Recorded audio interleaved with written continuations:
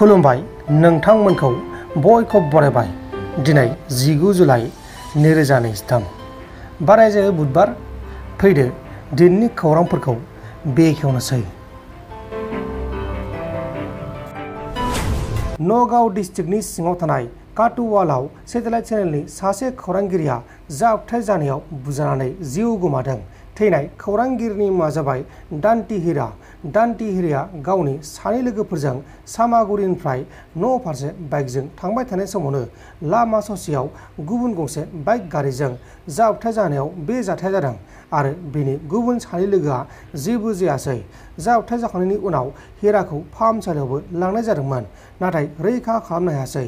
हिरानि न'खरनि मानसिफोरा बुंनाय बादिब्ला जाब्रबथाय जाखांनायनि उनाव गुबुन गंसे बाइकनि सानै सुबुङा हिराखौ गाज्रि गाग्लोबदोंमोन, बेनिखायनो हिराया थैदों होननानै बुंदों। दा बे जाथायनि सायाव आसाम पुलिसा गावसोरनि खामानिखौ मावगासिनो दङ। गुवाहाटी नोगोरमानि सिङाव थानाय चान्दमारी ओनसोलाव साननि समावनो गंसे लाखिनानै दोननाय स्कर्पिय' कारनि ग्लासखौ सिफायनानै सोरबा स्नेमनि दुथां सुबुङा 50,000 रांखौ लाना थांदों। लोगोसे गारि सिङाव थानाय बेग आरो बेगाव थानाय डकुमेन्ट्सफोरखौबो लाना खारलांदों। लुथिजानाय सुबुंनि मुङा जाबाय मृदुल प्रतिम डेका। दा बे जाथायनि सायाव मृदुल प्रतिम डेकाया पुलिसनि केस होनायनि उनाव गुवाहाटी पुलिसा गावसोरनि खामानिखौ मावगासिनो दङ। तामिलनाडु रायजोनि पिल्लुपुरामाव गंसे स्पिडआव खारबोनाय गारिया मानसिफोर थानाय जायगाजों हरखाब खारलांनायाव साथाम आइजोफोरा अबथिरायै जायगायावनो जिउ गोमादों आरो बे जाथायावनो गुबुन साथाम सुबुङा गोब्राब जोखोम जादों। थैनाय आरो जोखोम जानाय सुबुंफोरा लामायाव गसंनानै दंमोन, अदेबानि दंगासिनो दंमोन।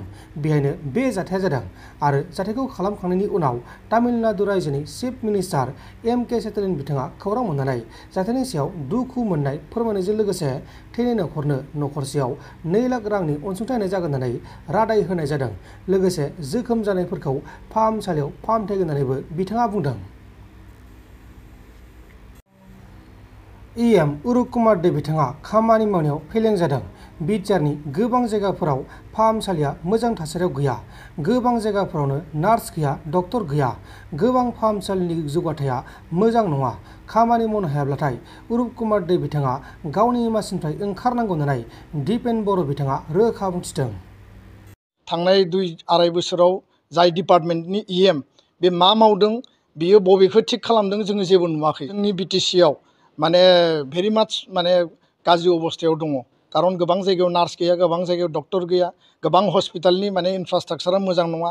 थांनाय 2-2.5 बोसोराव जाय डिपार्टमेन्टनि EM बे मा मावदों, बियो बबेखौ थिग खालामदों, जोङो जेबो नुवाखै। दा बेखायनो गावनि डिपार्टमेन्टखौ मोजाङै नायनानै हाबा मावनाया बिनि दायित्व। आरो जुदि मावनो हायाखैबा बिथाङा रिजाइन होनायानो बेटार। BTC आरो BTR दानायनि आन्दोआव बा जोनोमनि आन्दोआव 34 इयार्स जि बड'लेण्ड आन्दलन आरो बे बड'लेण्ड आन्दलनाव एबसुनि आन्दलन, BLT, NDBनि आन्दलन मोनथामजों लोगो नांनानै 5,000नि बारा मुंख्लं जादों। मुंख्लंफोरनि गोथां थैजों जोनोम मोननाय बे BTC आरो BTRखौ लानानै बिथांमोननि आत्म बलिदाननि बिनिमयावसो BTC आरो BTR दिनै जोङो काउन्सिल, सेक्सुयेल काउन्सिल जि मोननो हादों। ओंखायनो सोरनिबा खर'आव खान्थाल बुफ्रुनानै जानानै थांना थानायनि सिमांखौ जाहाथे दानमुथों। आरो बिथाङा जाय बेक्तिया बुंदों, बिथाङा एबसु आन्दलन, BLT आन्दलन, NDB आन्दलन बबे आन्दलनजों जड़ित दङमोन? सरकार मोनसेयाव रुलिं आरो अपोजिसन थायो। बयनिबो मोनसे कमन उद्देश्यआ जाबाय जे रायजो राजानि जौगानायनि थाखाय हाबा मावनांगौ। बबेबा स्टेटआव जानाय मोनसे थासारि बायदि जोंनि काउन्सिलाव जुदि सोरबाया दिनै लाबोनो नागिरदोंब्ला बेखौ दुलाराय बर' फरायसा आफादा रायजो राजानि सार्थआव, एकर्डनि सार्थआव जों मालाबाबो गनायनाय नङा। संग्रामनि बिनिमयावसो माने एकर्ड जादों। एकर्डनि उनाव नैबे काउन्सिला दाजादों आरो बे काउन्सिलखौ लानानै जोंहा माने बर' हारिनि बे ओनसोलनि भबिष्यत माने सिमां आरो जोंनि आल्टिमेट जि माने जि सिमां, बिनि जोंहा बेयाव मिजिं दङ। ना बे खोथानि सायाव आंहाथ' रिप्लाइ होनो गोनां गैया, खारन बे मोनसे पलिटिकेल मेटार।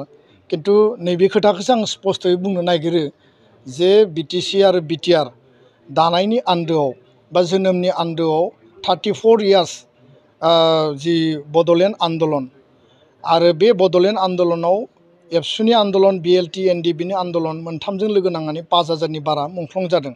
मुंख्लंफोरनि गोथां थैजों जोनोम मोननाय बे BTC आरो BTR खौ लानानै बिथांमोननि आत्मबलिदाननि बिनिमयावसो BTC आरो BTR दिनै जोङो काउन्सिल सेक्सुयेल काउन्सिल जि मोननो हादों आरो बेयाव बर' रायजो राजानि सोमावसारनायनि बिनिमय दङ।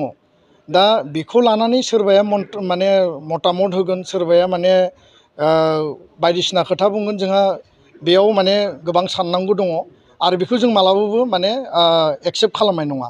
दा बेखायनो सोरनिबा खर'आव खान्थाल बुफ्रुनानै जानानै थांना थानायनि सिमांखौ जाहाथे दान नुथों आरो बिथाङा जाय बेक्तिया बुंदों बिथाङा एबसु आन्दलन, BLT आन्दलन, NDB आन्दलन बबे आन्दलनजों जड़ित दङमोन?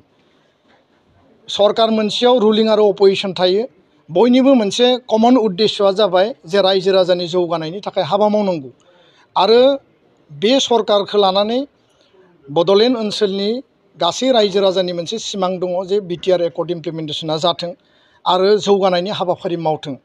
दा बेबायदि मोनसे परिबेसाव बबेबा स्टेटआव जानाय मोनसे थासारि बायदि जोंनि काउन्सिलाव जुदि सोरबाया दिनै लाबोनो नागिरदोंब्ला बेखौ दुलाराय बर' फरायसा आफादा रायजो राजानि सार्थआव, एकर्डनि सार्थआव जों मालाबाबो गनायनाय नङा आरो बेबायदि बेक्तिनि बेबायदि स्टेटमेन्टखौ लानानै जोङो टटेलि अपोज खालामो आरो रिजेक्ट खालामो आरो भबिष्यतआव जाहाथे काउन्सिला रायजो राजानि सार्थआव खामानि मावो, एकर्डनि सार्थआव खामानि मावगोन आरो बे मेन्डेटखौ लानानै बिथांमोना सरकार दादों आरो बे मेन्डेटनि गेजेरजोंनो बिथांमोना खामानि मावगासिनो दङ बेखौ जोङो बिसास खालामो।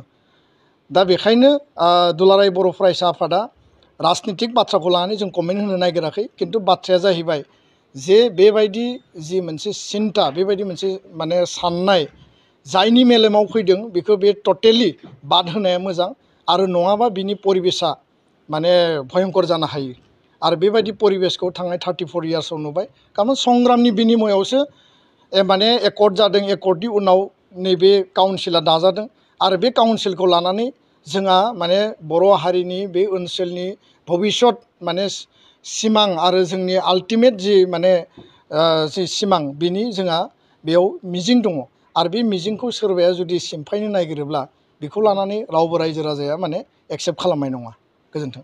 फरायसा आफादनि सायाव ना बे हाबाफारियाव बिथांमोना सोरखौ लिंहरनांगौ सोरखौ लिंहरनाङा सरकारि भाबै आरो डिपार्टमेन्टेलि बिथांमोना बिनि सायाव नोजोर थानांगौ आरो लकेल जिखिनि लिडिं अर्गेनाइजेसन दङ, लकेल जिखिनि इन्टेलेक्सुवेल दङ, लकेल जायफोरनि गभर्नमेन्ट अफिसियेल आरो जिखिनि दङ बिथांमोना बेखिनिखौ इनभाइट खालामनानै, खारन RNB सिभिल हस्पिटाला रुपनाथ ब्रह्मनि मुंजों जि मोनसे मर्यादा बिथांनि जि मान सन्मान बर' हारियाव ट्राइबेल हारिनि थाखाय जिखिनि मावलांनाय बेजों सोनारनानै दङ। बे मेयार मोनसे हस्पिटालल' नङा, बे सासे माने भारतनि माने प्रिमियार सासे लिडिं लिडारजों लोगोसे बिनि लेगेसिया बेजों नांजाबनानै दङ। दा रुपनाथ ब्रह्म हिसाबै जोंनि जि माने जोंनि सिबिनाय, जोंनि जि बिथांनि फारसे मान बावनाय जोंहा बयहाबो दङ आरो बेखौ लानानै बयहाबो बिनि फारसे जिखिनि सिबिनाय मान बावनाय बे थानायखायनो बयबो बेजों एस'सियेट जानो लुबैयो।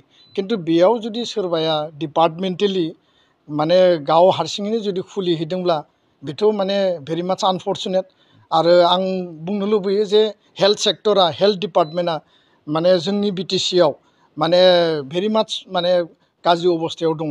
खारन गोबां जायगायाव नार्स गैया, गोबां जायगायाव डक्टर गैया, गोबां हस्पिटालनि माने इनफ्रास्ट्राक्चारा मोजां नङा। थांनाय 2-2.5 बोसोराव जाय डिपार्टमेन्टनि EM बे मा मावदों, बियो बबेखौ थिग खालामदों जोङो जेबो नुवाखै। दा बेखायनो गावनि डिपार्टमेन्टखौ मोजाङै नायनानै हाबा मावनाया बिनि दायित्व आरो जुदि मावनो हायाखैबा बिथाङा रिजाइन होनायानो बेटार। जे डिपार्टमेन्टखौ जुदि सालायनो हायाखैबा बिथाङा बे डिपार्टमेन्टखौ रिजाइन होनायानो बेटार। खारन सासे अपदार्थ मानसिया जि डिपार्टमेन्टखौ लानानै सालायगोन बे जुदि सालायनो हायाब्ला बेखौ बेयो गारनायानो साबसिन होननानैसो जोङो साजेस्ट खालामनो लुबैयो आङो कमन माने BTRनि सासे माने पाब्लिक बा नागरिक हिसाबै। गोजोन्थों। नोंथांमोन दिनैनि खौरांफोरा बेखिनिल'मोन। बेखिनिसिम नायनायनि थाखाय नोंथांमोननिसिम रोजा रोजा साबायखर। गोजोन्थों। एसेनोसै। जय बर' हारिनि।